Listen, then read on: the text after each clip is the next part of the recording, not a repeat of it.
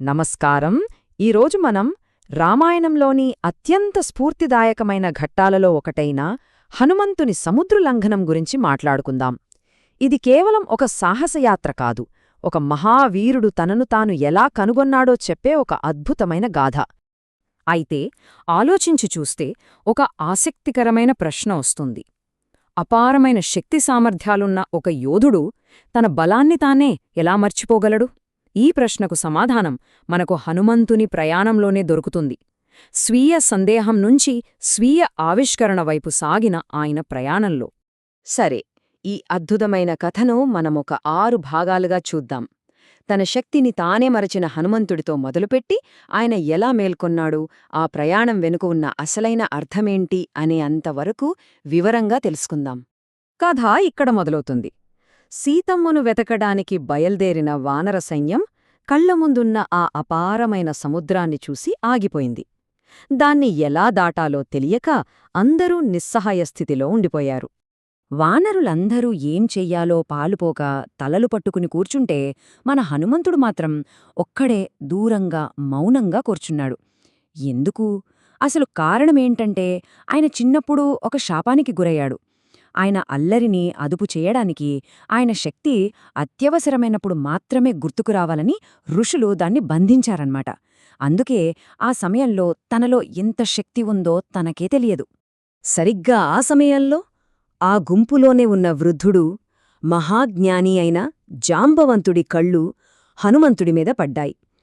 ఆయనలో నిద్రపోతున్న సింహాన్ని మేల్కొల్పడానికి జాంబవంతుడు హనుమంతుడి దగ్గరకు వెళ్లాడు. జాంబవంతుడు చెప్పిన మాటలు మామూలువి కావు. ఆయన హనుమంతుడిని ఒక సాధారణ వానరుడిగా చూడలేదు, ఆయనలో ఉన్న దైవత్వాన్ని చూశారు. అందుకే ఏకంగా సాక్షాత్తు రామలక్ష్మణులతో పోల్చారు. ఇది హనుమంతుడిలో ఆత్మవిశ్వాసాన్ని నింపడానికి వేసిన మొదటి అడుగు. అంతేకాదు, ఇంకో విషయం కూడా గుర్తుచేశారు. నాయనా హనుమా, ఈ లోకంలోనే అత్యంత వేగంగా వెళ్లగలిగేవాళ్లు ముగ్గురు. వాళ్లల్లో ఒకరు నీ తండ్రి వాయుదేవుడు, ఇంకొకరు మహావిష్ణు వాహనమైన గరుత్మంతుడు, ఇక మూడోవాడివి నువ్వే అని చెప్పి ఆయనెంత ప్రత్యేకమైనవాడో గుర్తుచేశారన్మాట. ఇది కేవలం ఒక ప్రోత్సాహం కాదు, ఒక గురువు తన శిష్యుడికి కర్తవ్యాన్ని బోధించడం. నీ శక్తి నీకోసం కాదు, ఒక గొప్ప కార్యం కోసం అని గుర్తుచేశారు. మనందరి కార్యం, మన విజయం అంతా నీమీదే ఆధారపడి ఉంది అని చెప్పిన ఈ పిలుపు హనుమంతుల్లో నిద్రపోతున్న శక్తిని మేల్కొల్పడానికి అసలైన ప్రేరణ. జాంబవంతుడి మాటలు బాణల్లా తగలగానే హనుమంతుడిమీద ఉన్న శాపం మటుమాయమైపోయింది. అప్పటిదాకా లోపల అణిచిపెట్టుకున్న శక్తి ఒక అగ్నిపర్వతం బద్దలైనట్టు ఒక్కసారిగా బయటకొచ్చింది. అదొక అద్భుతమైన క్షణం.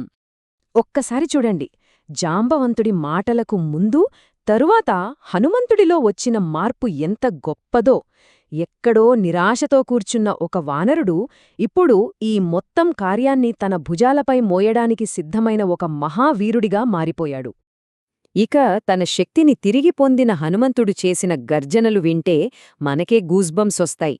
నేను సూర్యుడి వేగంతో వెళ్లగలను, ఈ సముద్రాన్నే ఒక చాపలా చుట్టేయగలను, పర్వతాల్ని పిండి చేయగలను, అవసరమైతే ఈ భూమినంతా ఒక్కసారిగా చుట్టిరాగలను. చూశారా ఆ మాటల్లో ఎంత ఆత్మవిశ్వాసముందో? సరే, ఇక మాటలన్నీ అయ్యాయి. ఇప్పుడు అసలు కార్యం మొదలవ్వాలి. ఆ మహాలంఘనానికి, ఆ గొప్ప ప్రయాణానికి సన్నాహాలు మొదలయ్యాయి. హనుమంతుడు మహేంద్రపర్వతం మీద నిలబడ్డాడు. ఆయన లంఘనానికి సిద్ధమైన పద్ధతి కూడా చాలా గొప్పగా ఉంటుంది. ముందుగా సూర్యుడు, వాయువు, బ్రహ్మలాంటి దేవతలందరికీ ప్రార్థన చేశాడు.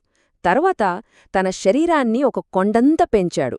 ఆ శక్తితో పర్వతాన్ని కిందికి నొక్కిపెట్టి తన చూపుని మాత్రం సూటిగా అవతల తీరంలో ఉన్న లంకపై కేంద్రీకరించాడు. హనుమంతుడు తన శక్తిని సమీకరించుకుంటున్నప్పుడు ఆ మహేంద్ర పర్వతమే తట్టుకోలేకపోయింది.